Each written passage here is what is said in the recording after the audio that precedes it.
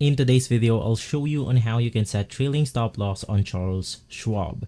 First things first, head over to your account dashboard, and from here you then want to navigate through trade and click on the all-in-one trade ticket. On this menu, we'll be able to set our trading order. Right after, you then want to simply select your symbol, select your strategy, and then you want to select the action. In our case, it's going to be sell.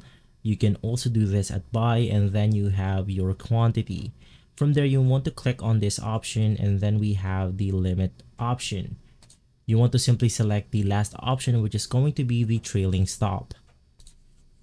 Right after, you can also select your trailing amount, for example, for points or per percentage.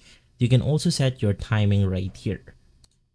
So in our case, it's going to be 10 amount, and the timing is good till canceled. The last thing that you want to do is to scroll down, verify your order, and click on the continue button. If this video has been helpful, leave a like, subscribe, and follow Guide to Everything for more videos like this. Thanks for watching.